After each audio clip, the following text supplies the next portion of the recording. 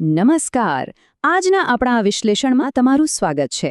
આજે આપણે એક એવી કમાલની ટેકનોલોજી વિશે વાત કરવાના છીએ જે પાવર ટ્રાન્સફોર્મરમાં લાગતી ભયંકર આગને રોકવાનું કામ કરે છે. Nitrogen injection fire protection system, એટલે કે ટૂંકમાં NIFPS. તો ચાલો કોઈ પણ જાતના વિલંબ વિના સીધા જ આ સિસ્ટમની અંદર ઉતરીએ અને સમજીએ કે આ આખરે કામ કેવી રીતે કરે છે. આજે આપણે મુખ્યત્વે 5 બાબતો પર ધ્યાન આપીશું. ટ્રાન્સફોર્મરમાં આગ કેમ લાગે છે, NIFPSની મૂળ કાર્યપદ્ધતિ શું છે, તેના અગ્નિશામક ક્યુબિકલની રચના, ડિટેક્ટર્સ અને વાલ્વનું કામ, અને છેલ્લે આ સિસ્ટમના જબરદસ્ત ફાયદાઓ.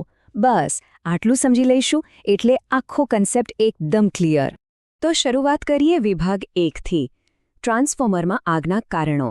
જુઓ, આ અદ્ભુત ઉકેલને સમજતા પહેલાં એ જાણવું બહુ જ જરૂરી છે કે આખરે આટલા મોટા પાવર ટ્રાન્સફોર્મરમાં આગ લાગે જ છે કેમ. સમસ્યા ખબર હશે તો જ સમાધાનની મજા આવશે, ખરું ને? ઇલેક્ટ્રિકલ ગ્રીડમાં ટ્રાન્સફોર્મર એ હૃદય સમાન છે.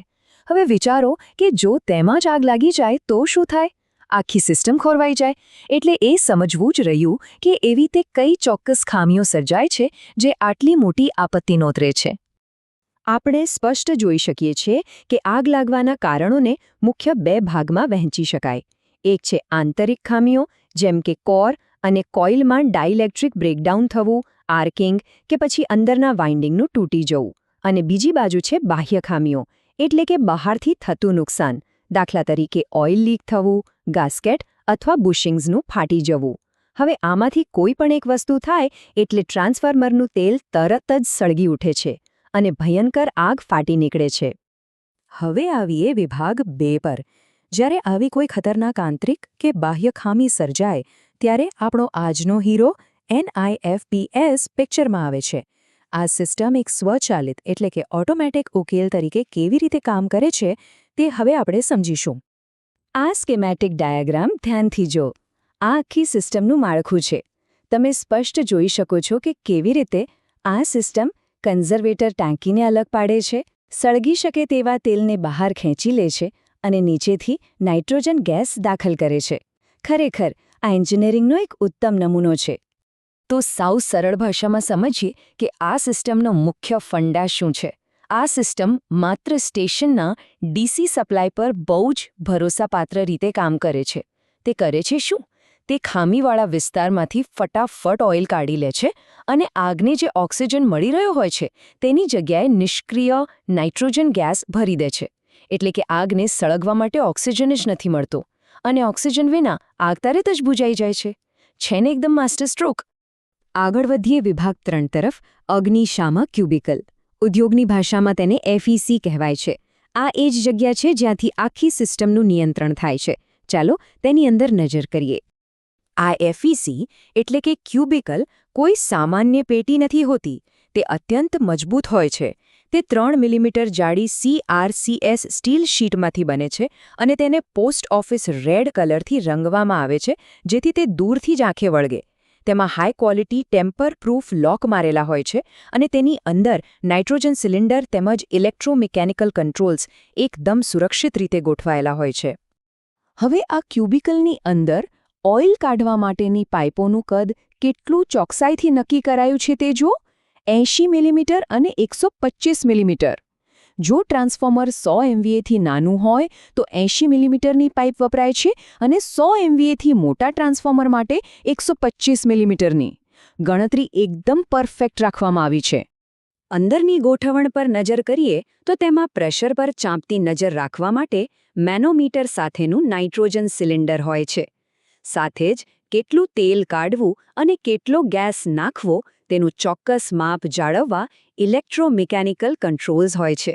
અને હા, મેન્ટેનન્સ વખતે સિસ્ટમ અચાનક ચાલુ ન થઈ જાય તે માટે મેન્યુઅલ લોકિંગ સિસ્ટમ પણ હોય છે. બધું જ એકદમ વ્યવસ્થિત અને સલામત. હવે આવીએ વિભાગ 4 પર. કંટ્રોલ અને ડિટેક્શન સિસ્ટમ્સ. જો આખી સિસ્ટમ માત્ર પેલા લાલ ક્યુબિકલ પર નથી ચાલતી. કટોકટીના સમયે ઝડપી એક્શન લેવા માટે તેને અત્યંત સંવેદનશીલ ડિટેક્ટર્સ અને સ્માર્ટ વાલ્વના એક મોટા નેટવર્કની જરૂર પડે છે. અહીં સૌથી મજેદાર વાત એ છે કે ટ્રાન્સફોર્મરની છત પર ફાયર ડિટેક્ટર્સ લગાવેલા હોય છે અને તે બરાબર 141 ડિગ્રી સેલ્સિયસ તાપમાન થાય ત્યારે જ ટ્રીપ થવા માટે સેટ કરેલા હોય છે. આવું કેમ? કારણ કે આટલું ચોક્કસ તાપમાન ખોટા એલાર્મને વાગતા રોકે છે. જ્યારે તાપમાન 141 ડિગ્રીએ પહોંચે ત્યારે જ સિસ્ટમને ખાતરી થાય છે કે હા, ખરેખર આગ લાગી છે.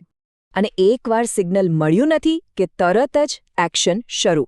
ટ્રાન્સફોર્મર કન્ઝર્વેટર આઇસોલેશન વાલ્વ, જેને આપણે TCIV કહીએ છીએ, તે અસામાન્ય તેલના પ્રવાહને રોકવા મેદાને પડે છે. તે તરત જ પોતાની જાતને લોક કરી દે છે, કન્ઝર્વેટર ટાંકીને આગથી બચાવવા અલગ કરી દે છે અને પ્રોક્સિમિટી સ્વિચ દ્વારા કંટ્રોલ રૂમમાં એલાર્મ મોકલી દે છે. આ બધું લિટરલી આંખના પલકારામાં જ થઈ જાય છે. આ બધી મિકેનિકલ હિલચાલ કંટ્રોલ બોક્સમાં ઇલેક્ટ્રિકલ સિગ્નલ મોકલે છે, જેથી ઓપરેટરને ખબર પડે કે શું પ્રોબ્લેમ છે, જેમ કે ફાયર ટ્રીપ છે, બુકોલ્સ રિલેમાં ખામી છે કે પછી સિલિન્ડરનું પ્રેશર ઘટી ગયું છે. અને ખાસ વાત, આ તમામ સિગ્નલ કેબલ સિગ્નલ બોક્સમાં આવે છે, જેને સુરક્ષા માટે મુખ્ય ટાંકીથી ખાસ્સા દૂર રાખવામાં આવે છે. તમને જાણીને નવાઈ લાગશે કે આ સિસ્ટમના વાયરો એટલે કે કનેક્ટિંગ કેબલ્સ કોઈ સામાન્ય કેબલ નથી હોતા. આ 4 કોરના સર્વાઇવલ કેબલ્સ છે, જે 750 ડિગ્રી સેલ્સિયસ સુધીના ભયંકર તાપમાનમાં પણ પીગળતા નથી. મતલબ કે ચારે બાજુ આગની જ્વાળાઓ હોય તો પણ આ સિસ્ટમનું કનેક્શન તૂટતું નથી. છે ને એકદમ કમાલની વાત? અને હવે આપણે આવી ગયા છીએ છેલ્લા વિભાગ પર, આ સિસ્ટમના ફાયદા. આ સિસ્ટમ કેટલી બારીકાઈથી ડિઝાઇન કરાઈ છે તે જોયા પછી તમને સમજાઈ ગયું હશે કે શા માટે પાવર સેક્ટરમાં આને ગોલ્ડ સ્ટાન્ડર્ડ માનવામાં આવે છે. અહીં તમે જોઈ શકો છો કે જૂની પદ્ધતિઓ જેમ કે વોટર સ્પ્રે અથવા કાર્બન ડાયોક્સાઇડ સિસ્ટમની સરખામણીમાં આ NIFPSના 7 મોટા ફાયદાઓ સ્પષ્ટપણે લખેલા છે. ચાલો તેને જરા ટૂંકમાં સમજી લઈએ. આ 7 ફાયદાઓ ખરેખર કોઈપણ સિસ્ટમ માટે ગેમ ચેન્જર છે. આના પર બહારના વાતાવરણની કોઈ જ અસર થતી નથી, તે બહુ ઓછી જગ્યા રોકે છે અને વોટર સ્પ્રિંકલરની જેમ મોટા બાંધકામની જરૂર પણ નથી પડતી. સૌથી મોટી વાત તો એ છે કે તે સંપૂર્ણપણે ઓટોમેટિક છે અને તેનો ખર્ચ તેમજ મેન્ટેનન્સ પણ સાવ ઓછું છે. પાવર સ્ટેશન ઇન્ડોર હોય કે આઉટડોર, આ સિસ્ટમ દરેક જગ્યાએ બેસ્ટ પરફોર્મ કરે છે. તો છેલ્લે મારે તમને એક જ વાત પૂછવી છે. જ્યારે આપણી પાસે એક એવી સિસ્ટમ છે જે સંપૂર્ણપણે ઓટોમેટિક છે, સસ્તી છે અને ભયંકર આગને સેકન્ડોમાં જ રોકવાની તાકાત ધરાવે છે, તો શું કોઈ પણ આધુનિક ઇલેક્ટ્રિકલ ગ્રીડ આ NIFPS ટેકનોલોજી વગર ચાલવાનું જોખમ ઉઠાવી શકે ખરી? આ સવાલનો જવાબ હવે તમારે વિચારવાનો છે. દુનિયાભરના પાવર સ્ટેશનોના સુરક્ષિત ભવિષ્ય માટે આવી સિસ્ટમ ખરેખર એક મોટી જરૂરિયાત બની ગઈ છે. આજના આ વિશ્લેષણમાં જોડાવા બદલ તમારો ખૂબ ખૂબ આભાર. ફરી મળીશું એક નવા વિષય સાથે.